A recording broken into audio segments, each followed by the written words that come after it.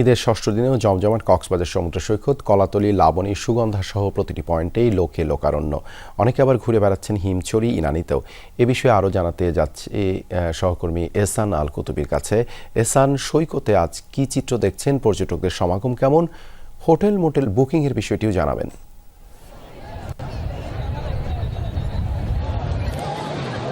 দেবাশিস, একটা দুঃসংবাদ, সেটা হচ্ছে আমরা শুরু থেকেই আশঙ্কা করছিলাম কক্সবাজারে যে পরিমাণ পর্যটক আসছে, আবার দুর্ঘটনার যে আশঙ্কা সেটিও কিন্তু সত্য হচ্ছে। আমরা ইতিমধ্যে 3 জনের মৃত্যু হয়েছে এবং আজকে একটু আগে 5 মিনিট আগেও একজনকে সিসিএফ লাইফগার্ডের সদস্যরা উদ্ধার করে কক্সবাজার সদর হাসপাতালে নিয়ে যাচ্ছে এবং এর আগে 11টার দিকে আরও একজনকে নিয়ে গেছে। তাদের আসলে শেষ পর্যন্ত অবস্থা হয় জানি না।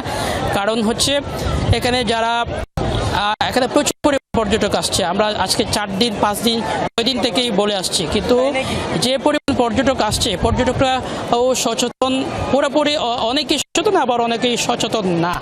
আবার এখানে যে সিসিএফ লাইফগার্ড বা অন্যান্য যে স্টেক হোল্ডার, এখানে টুরিস্ট পুলিশ বলেন বা বিচকর্মী বলেন, তারাও কিন্তু মাইকিং করছে, সতর্ক করছে এবং কন্টিনিউ তারা সেটি করে যাচ্ছে। আবার এর বাইরেও কিছু কিছু এখানে গুপ্ত খাল তৈরি হয়েছে, যে এই খালে পড়ে অনেক পর্যটক কিন্তু ভেসে যাচ্ছেন বা পানিতে ডুবে যাচ্ছেন। তাদেরকে উদ্ধার করার পরে তারা হয়তো বাঁচবে কিনা সেটা এখন যে 2 জনকে নিয়ে গেছে সেটি আসলে শেষ পর্যন্ত আমরা পরে জানাবো।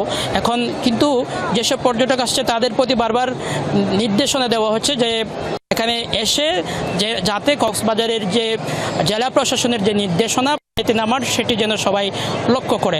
আমরা দেখছি একেবারে সকাল থেকে পুরো সৈকত জুড়ে লক্ষাধিক পর্যটকের যে সমাগম সেটি আছে এবং পাশাপাশি এখানে সবাই সুন্দর একটি মুহূর্ত কাটাচ্ছেন ঘুরে ফিরে এবং পানির সাথে, ঢেউয়ের সাথে খেলা করে খুব একটা সুন্দর মুহূর্ত কাটাচ্ছেন পরিবার পরিজন দিয়ে। দেবাশিস, ধন্যবাদ এহসান যুক্ত হবার জন্য।